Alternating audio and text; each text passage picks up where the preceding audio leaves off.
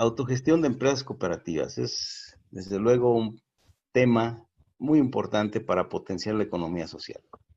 Entonces, ¿qué buscamos?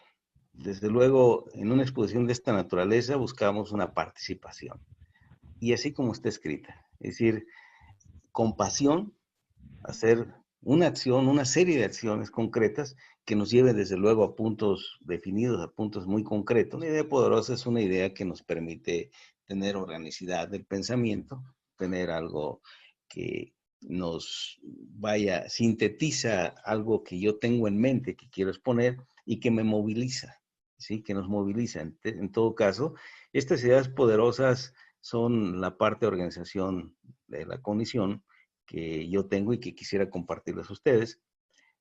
Muy importante decirlo, porque luego en ocasiones, cuando estamos en alguna charla, en alguna exposición como espectadores, en algunas ocasiones, estamos tratando de descubrir cuál es la lógica del expositor para poderme integrar, para poder entender, para poderme enlazar adecuadamente. ¿Sí? En este caso, yo les planteo mi lógica, la lógica en la cual yo construí, armé esta exposición que quiero compartir con ustedes. Bien, 6 puntos que voy a tratar de disertar sobre ellos.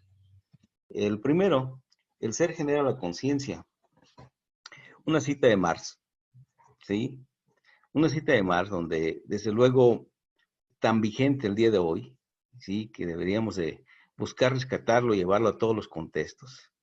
Hace algunos años desapareció este tipo de textos en las carreras de ciencias sociales, de economía de las universidades, ¿sí? Para pasar a ser sustituidos por otras cosas que tienen que ver con reglas del mercado, ¿sí? Y entonces se dejó de lado esta reflexión que es muy importante y que desde luego Marx la recoge, que es un problema de la relación del ser con la conciencia, juntos, ¿sí?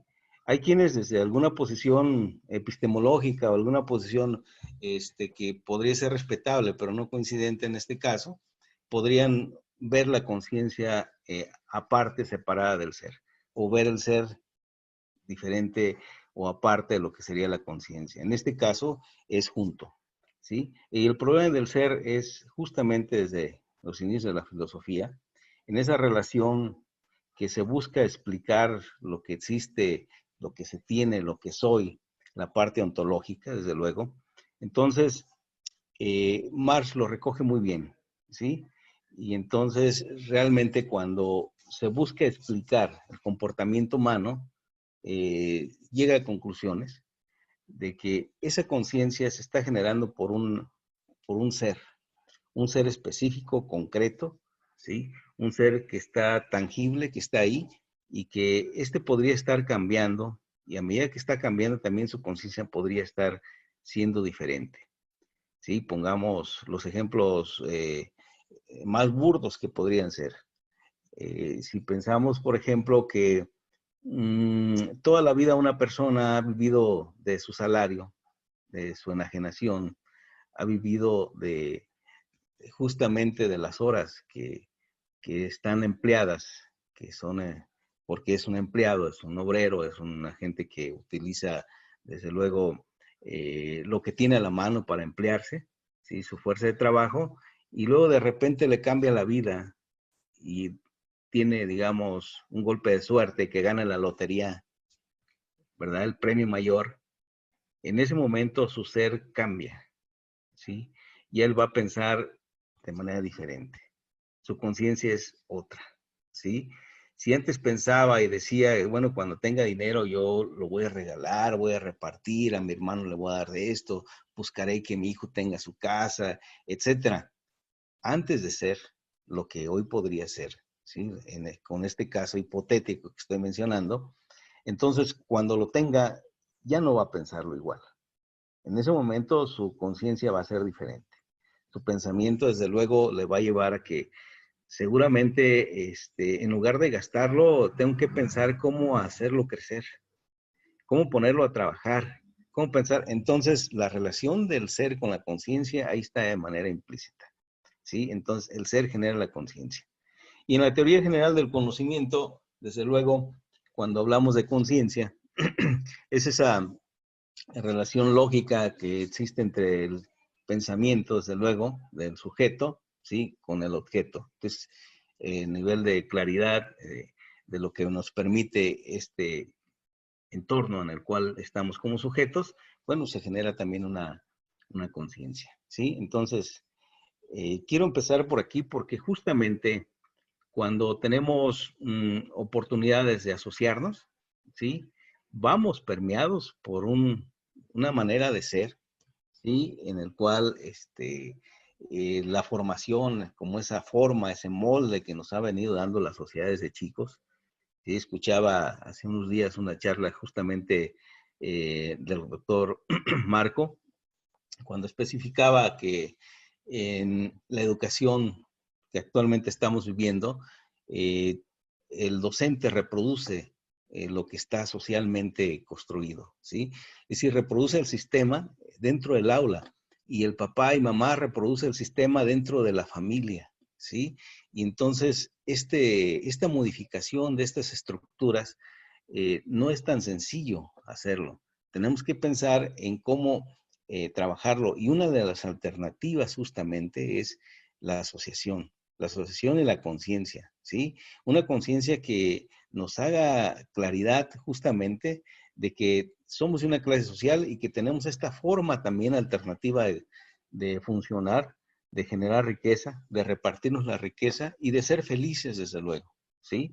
Entonces, en esta parte de las relaciones que se reproducen constantemente en cada acto humano, desde luego la alternativa viene siendo la cooperativa. Y vamos a explicar más adelante en las siguientes ideas. Hay una obra que seguramente ustedes han leído, ¿sí? La deben de tener seguramente también en sus libros que han pasado, no solamente en su vida universitaria, sino en la vida misma, ¿sí? Que es un libro de Peter Senge, ¿verdad? Donde nos habla justamente de esta visión compartida, que es lo que mueve justamente a las organizaciones. ¿Y qué es la visión compartida? Realmente, cuando pensamos hacia el futuro, hacia dónde vamos, podríamos coincidir con varios colegas de que nuestro viaje es juntos y que nuestro viaje es hacia el mismo lugar, ¿sí? Que lo que yo busco y lo que tú buscas es hacia el mismo lugar y que estamos compartiendo esta visión de las cosas y caminamos juntos, ¿sí? Esto lo vivimos tan cerca, ¿sí? Que a veces no nos percatamos de su existencia. La visión compartida puede estar en la familia, puede estar en los amigos, ¿sí? Puede estar en el barrio, cuando en el barrio nos organizamos, digamos, para protegernos de la violencia, de los asaltos, de la rapiña, de tantas cosas que existen, estamos teniendo una visión compartida de lo que queremos vivir. Queremos vivir en paz, ¿sí? Y nos movemos hacia allá y nos llamamos por teléfono, tenemos nuestros grupos de WhatsApp, es decir, la parte organizativa emerge porque justamente estamos compartiendo una visión de que quiero estar bien, de que quiero estar con cierta seguridad o lo más seguro posible junto con los míos que están aquí. Y entonces comparto esta visión con el vecino, con el de lado, con el de la otra cuadra y empezamos a organizarnos. Entonces, ¿qué nos está moviendo? Nos mueve esa visión. Y así mismo sucede con las organizaciones. Cuando nos vamos juntando unos con otros, es porque vamos encontrando puntos coincidentes que es parte de una visión compartida. Entonces, esa fuerza interior que tenemos, que nos inspira constantemente de manera individual, es un potencial enorme cuando vamos a la parte colectiva, cuando estamos en la colectividad discutiendo, analizando, y a veces por eso algunos salen, algunos desertan de las organizaciones porque han dejado de compartir esa visión de lo que queremos construir, ¿sí? A nivel general, por ejemplo, socialmente nos ubicamos a veces por un mundo que queremos, ¿sí? Y coincidimos quizá millones, queremos un mundo diferente, ¿sí?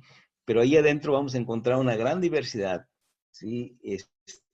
Tantas aristas, tantas formas que nos va a permitir luego identificar que finalmente la visión es tan global que necesitamos afinarla, ¿sí? Y en esa afinación vamos encontrando más coincidencia, plenas coincidencias, que nos hacen llegar justamente a decir, bueno, pues sí, a nivel global tenemos una visión de que queremos un cambio de país, queremos una nueva sociedad, queremos condiciones diferentes, pero ¿sabes qué? No coincidimos en el tema de la propiedad, por ejemplo, o en las acciones concretas que las familias como seres humanos estamos adoptando ante el tema del aborto, ante el tema de la violencia, luego a veces sin pensar que son ideas que no son propias de uno, sino que las adoptamos o nos las imponen, ¿sí? Viene a la mente, por ejemplo, Aníbal Ponce, cuando define la educación, ¿sí? Hace en su libro Educación y Lucha de Clases, hace una recopilación muy importante, un análisis muy interesante, que dice, bueno, definamos educación. ¿Qué es educación? ¿Qué es educación para nosotros? Martí decía que es educación, Vasconcelos decía que es educación, pero también, ¿qué es educación para esos que no lo declaran y lo hacen constantemente? ¿Sí? Y entonces educación está permeada también por su propia lucha de clases. Aníbal Ponce dice, educación es esa semilla concreta que se pone en la mente de los niños desde el momento en que nace. Y eso genera las condiciones de la existencia de y la permanencia de, pues, el propio sistema. Y está al cuidado, ¿sí? Entonces, significa que si ubicamos esto, ya vamos a dejar la educación, no, hay que buscar las alternativas siempre, de buscar, construir cosas diferentes, y entonces esto nos hace considerar que tenemos que generar una educación diferente también, ¿sí? Entonces, partimos de una visión compartida, que es la que mueve a las organizaciones. 3, la idea 3. La gestión es dinamización que evidencia poder también. Vamos a pensar que el tema de la gestión debe de conceptualizarse también. Conceptualizarse no es lo mismo que definir, estaremos de acuerdo con ustedes, ¿sí? Una definición es diferente a conceptualizar. Conceptualizar es cuando nos vamos al debate de lo que está significando, ¿sí? Los significados que tiene y cómo se está transformando esto, cómo le encontramos formas tan diversas al tema, y en este caso que es el tema de la gestión. La gestión, desde luego, podría ser considerada para algunos de manera administrativa, ¿sí? Tan simple, tan operativa, ¿sí? Para otros es mucho más que eso. La gestión puede estar en el interior de las personas. Es decir, yo gestiono lo que yo necesito, yo movilizo, y es también gestionar. Movilizo lo que tengo para lograr lo que quiero, ¿sí? Movilizo lo que soy y con los que puedo para tener algo concreto, ¿sí? Entonces la gestión también es administración, también es justamente esa parte de identificar lo que somos, lo que tenemos y potencialmente lo que podemos hacer. Entonces, cuando hablamos de gestión, no es tramitología, que sería otra cosa, ¿verdad? En este caso, gestión es como esa parte que nos moviliza, ¿sí? Y casi siempre nos moviliza en relación a una visión, ¿sí? Todos los recursos que yo como individuo, ¿sí? Reconozco que tengo, los movilizo pensando en algo que quiero. Y luego, cuando me encuentro con otros, pues comparto la visión y empezamos a ver un tema de gestión diferente, ¿sí? Si pensamos, por ejemplo, en las organizaciones, la gestión, en las escuelas como organizaciones también, por ejemplo, los grupos sociales, los grupos de chavos, de amigos y demás, quizá vayan compartiendo una visión de muy corto plazo y gestionan lo que tienen, sus propios recursos, ¿sí?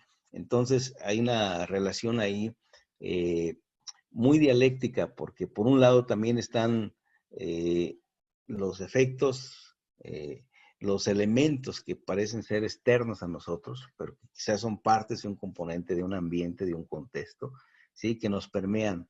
Nosotros actuamos y nos actúa también, desde luego, lo que tenemos alrededor. Entonces, esa relación siempre va a estar con la visión, ¿sí? La autogestión. La parte de autogestión, llegamos a esta parte más rica de todas, ¿sí?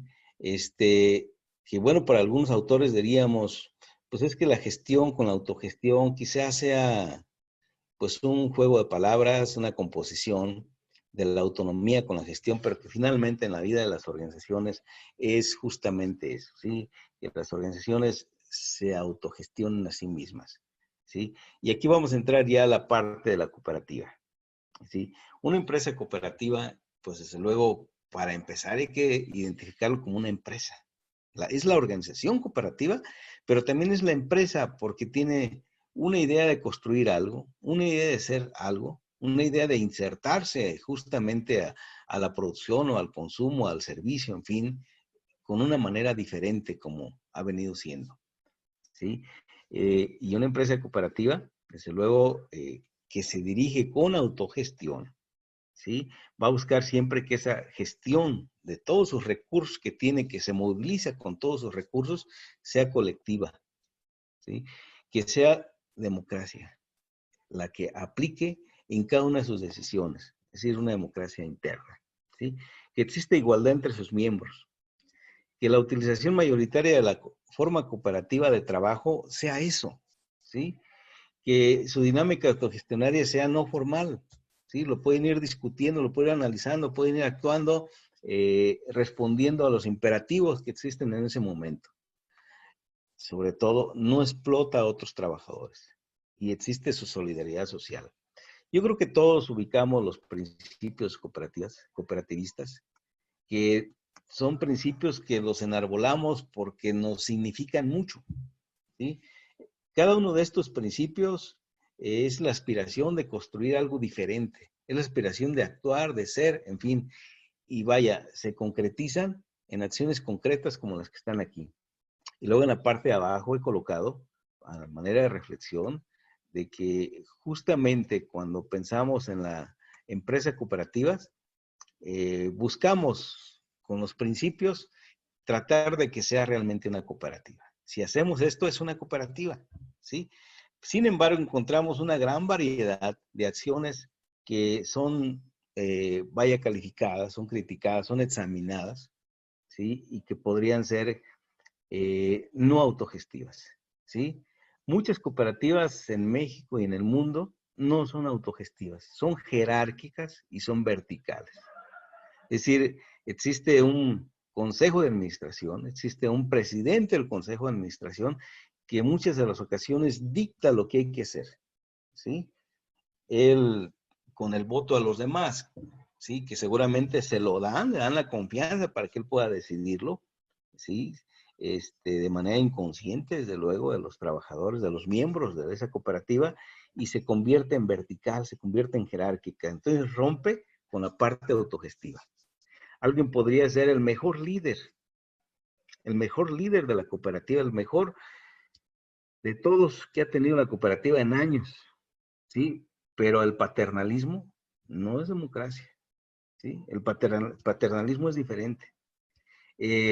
Limita a los miembros de la cooperativa como para que crezcan, para que desarrollen, ¿sí? Qué padre que, y es cómodo además para muchos, recibir porque el líder, vaya, el líder trabaja tanto que logra las mejoras para todos, ¿sí? Pero él toma todas las decisiones. Entonces, es jerárquica, es vertical, por lo tanto no es autogestiva. Hay otro sector de cooperativas que se componen con 3, 4 que son asociados y le llaman cooperativa, ¿verdad? Pero para trabajar no le van al trabajo, contratan trabajadores, ¿sí? Entonces legalmente se registran como cooperativas, hacen aparecer ante todas partes que son una cooperativa, pero realmente los que trabajan son trabajadores, están empleando trabajadores. Entonces no son autogestivos, no es una cooperativa autogestiva, ¿sí? Entonces, de estas también hay muchas en nuestro país, ¿sí? Podríamos identificar algunas de las grandes cooperativas, ¿sí? De nuestro país, que un círculo pequeño centrado son los socios cooperativistas y todos los demás son trabajadores de la cooperativa, no son socios, son empleados de esa cooperativa. Entonces, habría que reflexionar, ¿realmente esa es una cooperativa? ¿O ya es una empresa como las otras del sistema capitalista que tiene trabajadores, que tiene empleados y que se aprovecha? En fin, toda esa cuestión que nosotros sabemos ya de los sistemas económicos sociales, ¿sí? Y algunas, sí, de plano, sí, algunas de plano son de outsourcing, ¿sí? Es decir, tienen un nombre que normalmente es una pantalla, ¿sí? Pero es otra cosa menos una cooperativa. Y de estas emergen, yo creo que todos los días, ¿sí? Y entonces, cuando trabajamos el tema de la autogestión, habría que identificar, ¿sí? Si todas estas están en esa idea, ¿sí? En particular, yo participo con Luis Álvarez, ¿sí? En la Universidad Cooperativa de Chihuahua. Recorremos el país, trabajamos, asesoramos grupos, y lo primero que hay que trabajar con ellos es esa parte de la relación del ser y la conciencia, de identificar las potencialidades que cada quien tiene como ser humano y que juntas hacen un gran potencial en conjunto y podríamos tener una visión compartida hacia dónde ir. Pero no falta, y esto es muy común encontrarnos en los grupos, que hay 3, 4, 10, 15 que quieren asociarse, quieren ser una cooperativa, pero no quieren trabajar. Quieren ser como que yo aporto dinero y quiero estar recibiendo cada mes una aportación de eso. Eso no es una cooperativa, hermano. ¿Sí? Les hemos dicho, esa no es una cooperativa. ¿Sí? Ese es lo similar a una SA, a otra empresa de este sistema capitalista. ¿Sí? La cooperativa tiene otro sentido, tiene otra orientación, tiene principios muy concretos para concretarse como tal. ¿Sí?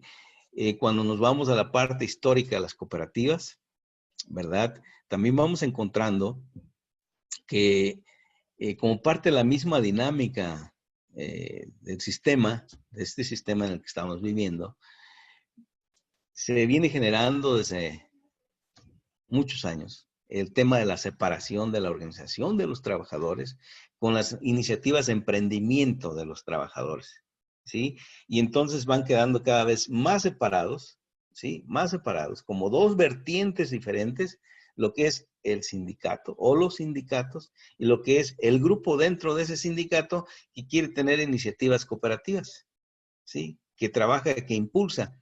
Y entonces esta separación nos hace desde luego dividirnos. Digo, deberíamos de pensar que esto podría juntarse y ese potencial es mucho mayor. En fin, la parte de la autogestión, las organizaciones, cuando lo desarrollan, realmente es algo grandioso. Les comento un par de experiencias. Yo soy de una región cooperativa, que seguramente ustedes han escuchado, y la región de Tacámbaro, Michoacán. Hay una alianza de cooperativas, hay una vida cooperativista, prácticamente en la región, no solamente en un municipio ni en una ciudad. Hay un pensamiento, una idea que lucha contra otros pensamientos que estamos, desde luego, inmersos en un sistema, pero este pensamiento ayuda para que existan cooperativas formalmente, pero también mutuales, que son muy cercanas a la parte cooperativa, ¿sí? Donde se agrupan familias, digamos, hay agrupaciones donde dicen, aquí tenemos una organización de 52 familias. ¿Por qué 52? Porque son 52 semanas. ¿Y qué significado tiene eso? Bueno, es que las 52 familias es porque nos agrupamos y cada familia va a hacerse cargo de surtirnos, ¿sí? Nuestra despensa una vez al año, ¿sí? Y entonces, en lugar de comprar al revendedor, además, él va a ir a traer o va a recoger o va a ir a un centro de distribución central de abastos, donde sea, pero va a traerme los jitomates, en lugar de pagarlos a 20 pesos, a 10, y me va a llevar a mi casa mi dotación que yo he pedido y que registré que yo necesito. Y entonces el servicio es una vez al año. ¿Sí? Una vez al año, una familia completa se mete para surtir a las 52 familias. Entonces decíamos, esto justamente no es una cooperativa, son mutuales. Sin embargo, la agrupación, fíjense de dónde viene. Viene justamente de los principios cooperativas de asociación, de asociarse, no para vivir de los demás que me puedan pagar, que yo lo compro a 10 y te lo vengo a vender a 20 el jitomate, no, sino tengo mi obligación de conseguir el mejor precio para todos. Y me va a tocar al siguiente año.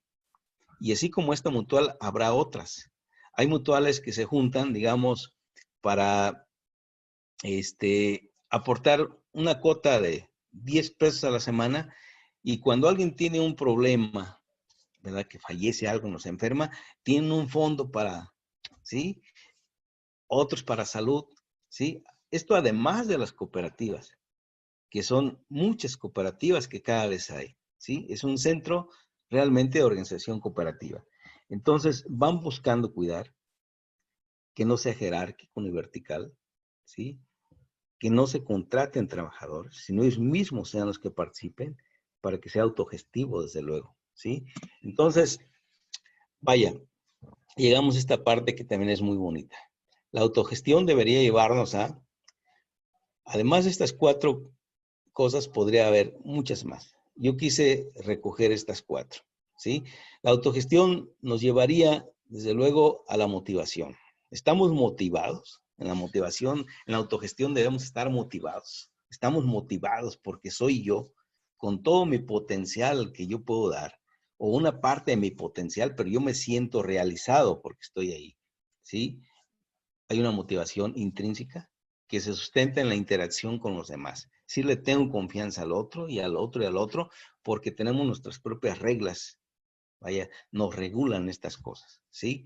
Que también la palabra regulación está en duda, está en debate. Aquí hay otros conceptos que debieran de aplicar, ¿sí?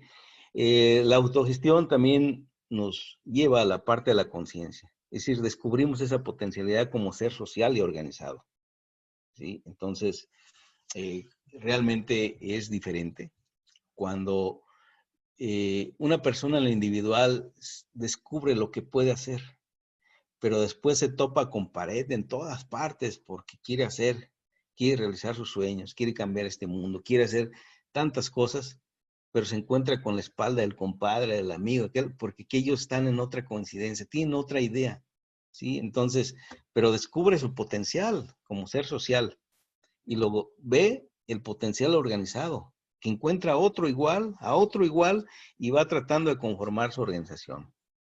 Autopoiesis. Es decir, esta autogestión nos debería llevar justamente a la parte autoorganizativa, a la reproducción, ¿sí? Y mejoramiento de nuestras mismas organizaciones, ¿sí? ¿Por qué no avanza a veces tan deprisa o con la fortaleza, la parte sólida de las cooperativas que quisiéramos que avanzaran, y que hay cientos o quizá miles, ¿verdad? Que sabemos que existen. Entonces, ¿y por qué no avanzan tanto? Pues justamente porque no tienen la parte autogestiva, ¿sí? Si tuvieran la parte autogestiva, estarían trabajando la autopoiesis. Es decir, saben que si me autoorganizo, si me reproduzco, en lugar de ver competencia, quiero ver fortaleza. Quiero que emerjan otras cooperativas como la mía, porque de esta manera ya vamos a ser 2 iguales, 3 iguales, y estaríamos en un mundo de los iguales, ¿sí? Y buscamos transformación, buscamos transformarnos, buscamos administrar nuestras propias contingencias, ¿sí?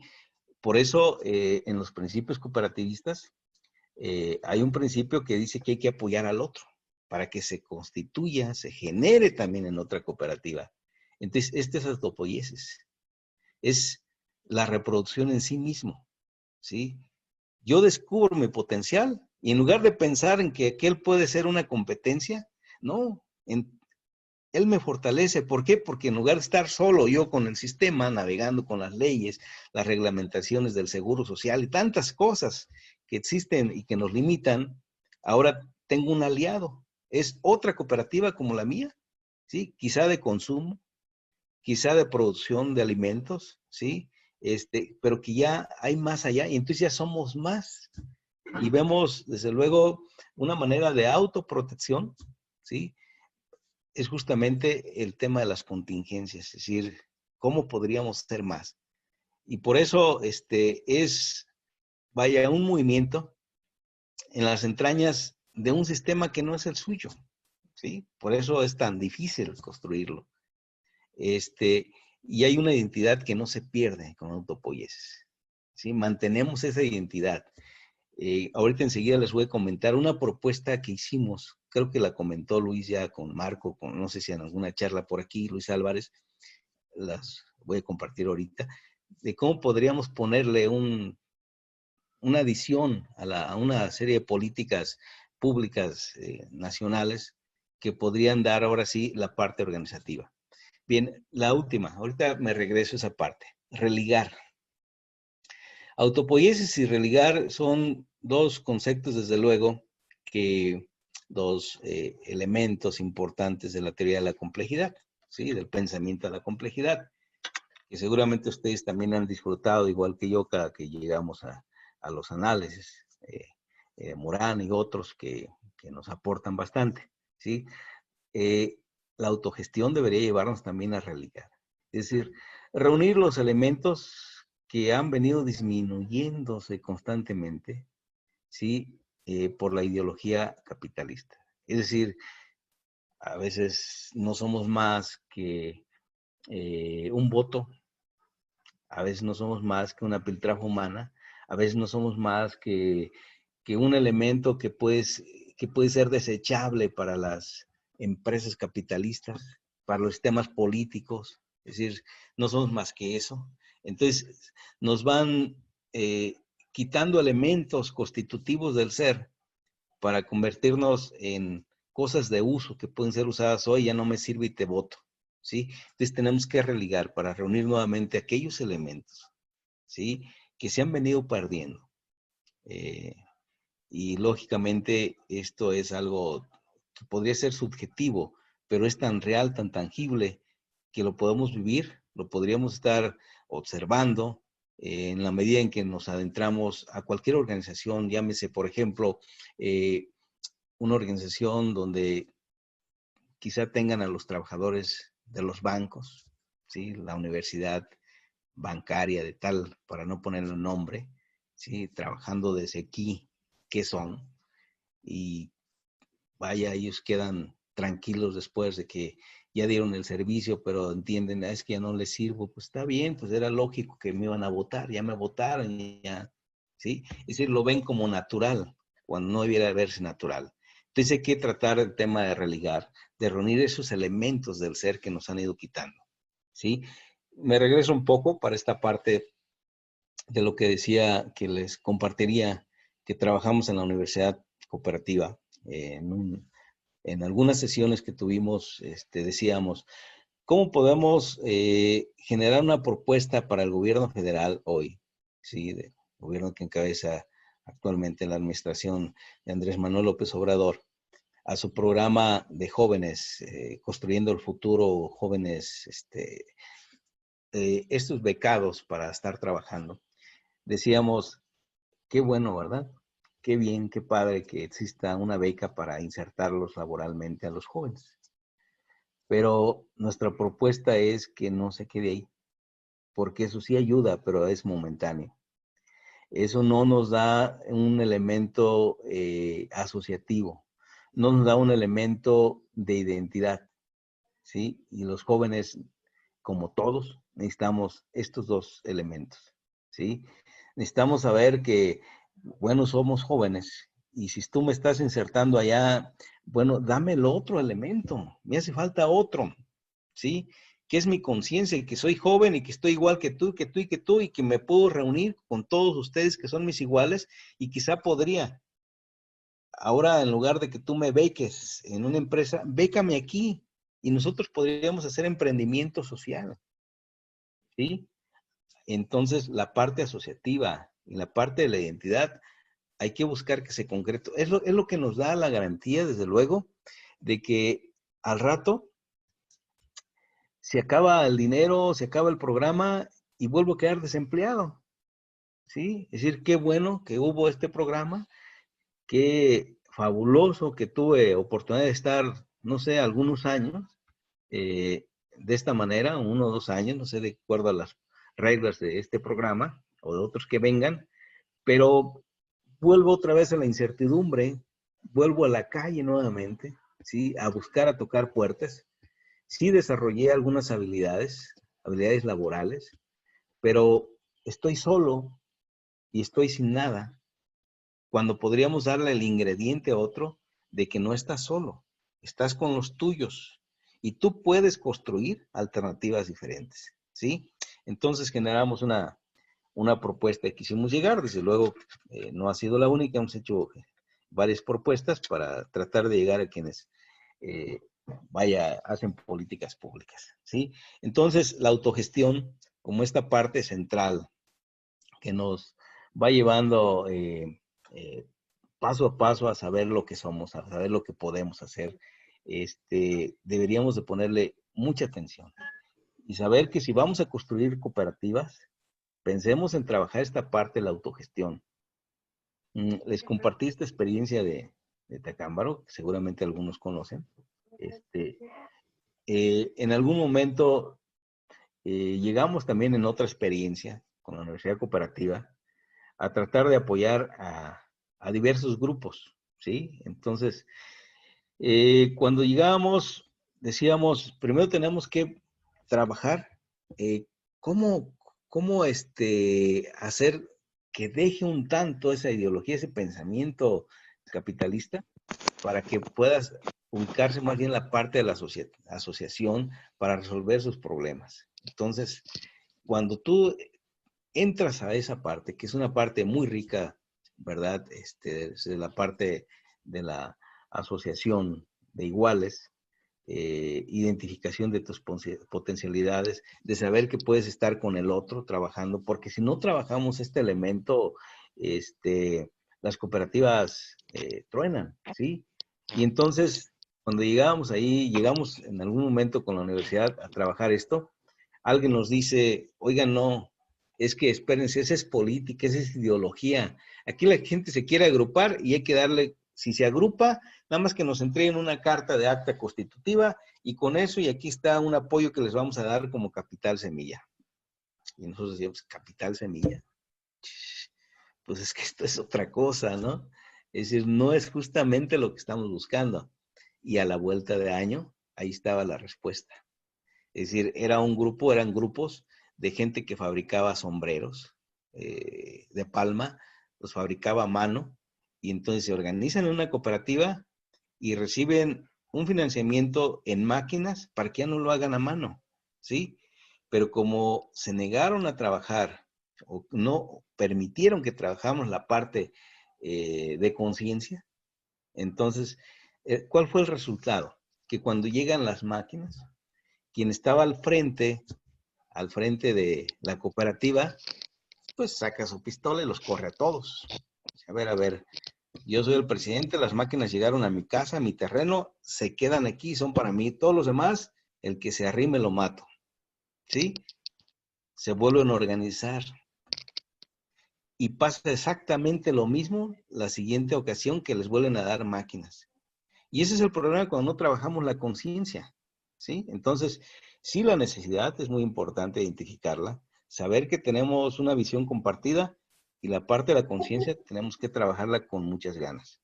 ¿Sí? Bien, la idea 5. El sujeto sensible.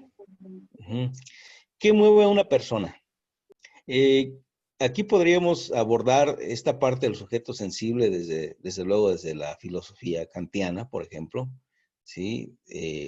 Podríamos trabajarla desde un aspecto psicológico, que aquí ustedes seguramente son muy buenos en esta temática. ¿Sí?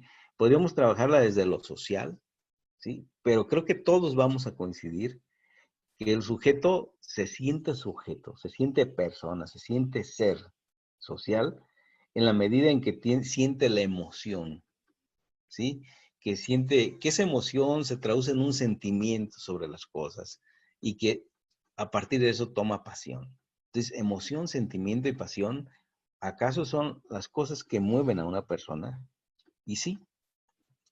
Si nos vamos, por ejemplo, a los procesos de aprendizaje, el maestro cuando está en el salón de clase, sí, mete la emoción, Si logra motivar a sus alumnos, los engancha y los lleva al aprendizaje.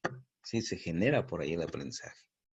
Si no logra motivarlos, son clases tradicionales, aburridas, donde sí va seguramente a contestar un examen, pero no va a aprender el chico. Entonces la emoción nos mueve, la emoción nos motiva.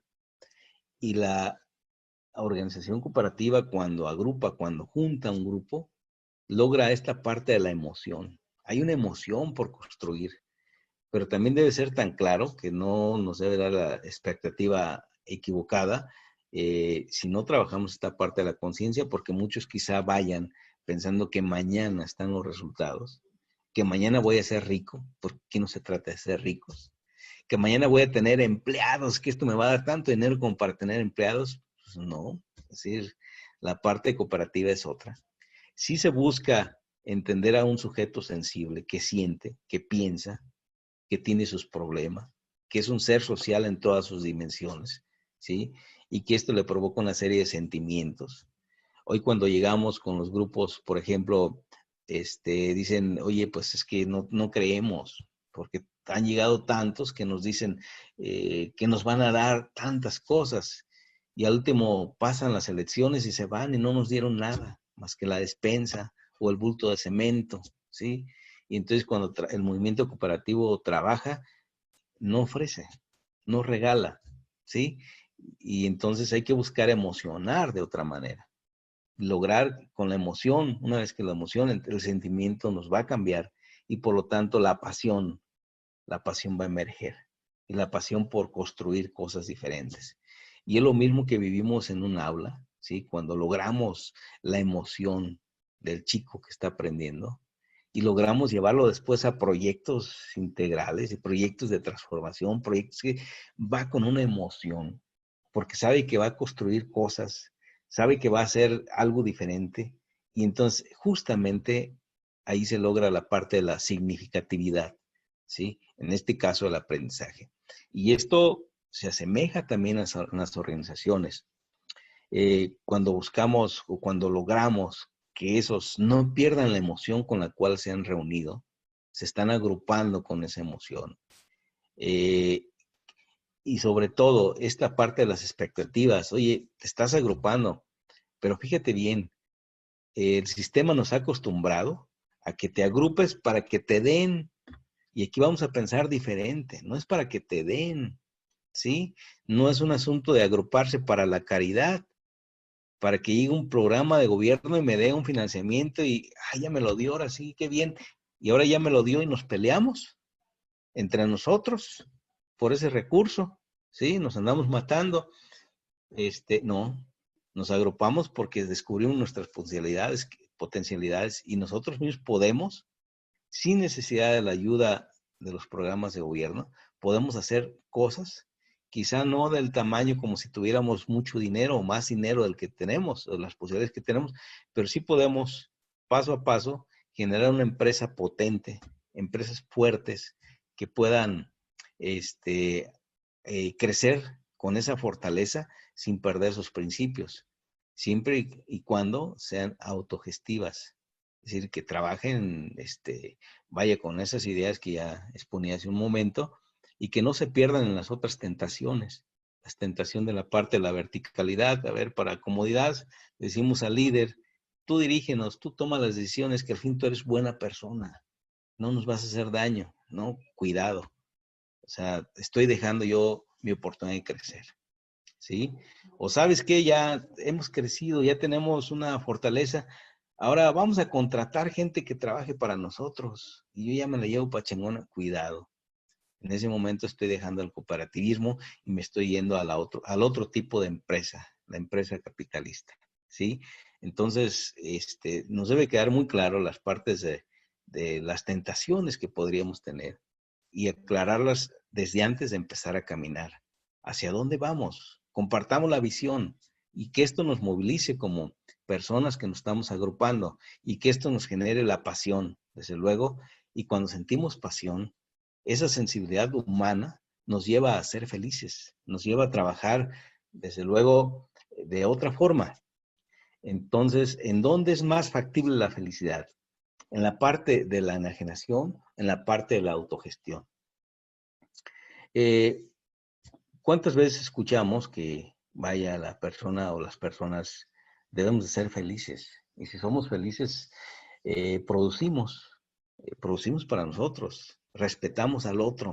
Es decir, cambian las condiciones de vida en general. Entramos a un tema de la bienestar, tener bienestar. No solamente yo, sino el vecino y el de al lado, el de la otra cuadra, en fin. ¿Sí? ¿En dónde es más factible tener felicidad? En la enajenación, es decir, ser ajeno a todo lo que está sucediendo, ¿sí? Que tengo ideas que no son mías, alguien me las pone, me las puso, estoy enajenado, ¿sí? O en la parte autogestiva, estoy claro hacia dónde voy, estoy claro de lo que quiero hacer, estamos tomando las decisiones nosotros solos. Nosotros sabemos hacia dónde vamos, lo que queremos, lo que podemos hacer hoy y lo que no podemos hacer. Pero también podemos atender nuestra propia reproducción para ser más fuerte y podremos atender las propias incertidumbres que tenemos, pero juntos vamos enfrentando todo lo que viene y somos una comunidad. ¿En dónde encuentra felicidad? Desde luego el ser humano la va a encontrar en la autogestión, ¿sí? Entonces, para allá creo que deberíamos de empujarle en los procesos autogestivos en las cooperativas. Es decir, hay cooperativas que también impulsan o permiten o trabajan a veces consciente, a veces inconscientemente la parte de la enajenación, ¿sí? Pero también muchas otras se preocupan por ser autogestivos, por construirse a sí mismos cada día, ¿sí? Y con esto entro al otro tema. La otra idea poderosa que yo les mencionaba al inicio, que es la parte de la cultura y la contracultura. ¿Sí? Hay movimientos contraculturales, ha habido movimientos contraculturales muy importantes en la humanidad, ¿sí? Que desde luego dignos de mencionarse, ¿sí? Yo creo que el movimiento del 68 en México fue un movimiento contracultural también muy importante. Los que ya somos más grandes quizá lo entendemos más que los más jóvenes, ¿sí? Pero ante todo, en cualquier circunstancia podríamos ejemplificarlo, ¿sí? Tenemos una cultura. Hay una cultura que genera el sistema de consumo. Una cultura que incide en una serie de valores, como el individualismo, el egoísmo, etcétera. Esa es la cultura que nos dan, es la cultura permitida, es la cultura que se impulsa, es la cultura que se reproduce, decíamos hace un rato, que se reproduce en la escuela, que se reproduce en las familias, que se reproduce en el trabajo, en todas partes. Esa cultura ahí está. Y por eso vemos las cosas tan naturales, ¿sí? Vemos, no sé, que antes, por ejemplo, nos asombramos, nos asustamos, descubrir o saber que en el puente tal de la avenida tal había amanecido una cabeza humana colgada y la preocupación, y hoy se ve tan natural, ¿verdad? Cosas así que van incidiendo, desde luego, como parte de una cultura. Hay cosas que en la cultura van tan fuertes, y a veces no son tan, nacidas como sin intención, sino son muy intencionales, ¿sí? La cuestión cultural creo que debiéramos de darle un vistazo más profundo, nosotros como profesionistas que seguramente estamos aquí, para buscar entender la parte de la cultura y sus efectos de lo que está provocando socialmente. Y si esta cultura es la que podría darnos la fuerza, la fortaleza como para construir organizaciones autónomas o no. Esta cultura, que es la que impulsa el sistema, va a hacer todo lo posible porque no se construyan las otras cosas, ¿sí? Y entonces por eso emerge el movimiento contracultural. Yo creo que el cooperativismo es eso, es un movimiento de contracultura, es un movimiento integral, ¿sí? Que además de ver lo económico, ¿sí? Lo ambiental, desde luego, no lo ven las otras empresas que se construyen, ¿sí? Como SA, como las que sean, las ven las cooperativas y las ven en serio, porque saben que es parte de su entorno, ¿sí? Entonces, lo económico, lo ambiental, lo ideológico, la parte colectiva, la solidaria, la autogestiva, entonces es un movimiento de contracultura, en la cual deberíamos apostarle, ¿sí?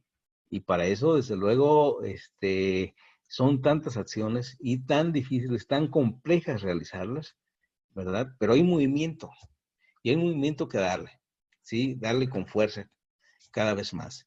Podríamos, desde luego, traer ejemplos de lo que viene pasando ahora en el cooperativismo, de las grandes empresas cooperativas que sabemos que existen en el país. Por ejemplo, decíamos Pascual o decíamos Cruz Azul, como para saber y analizarlos a la luz de la cultura y la contracultura, de qué están haciendo, por qué están pasando, por qué han pasado, o qué han hecho que ha sido tan evidente el logro, si ha sido la parte cultural o no, ¿sí?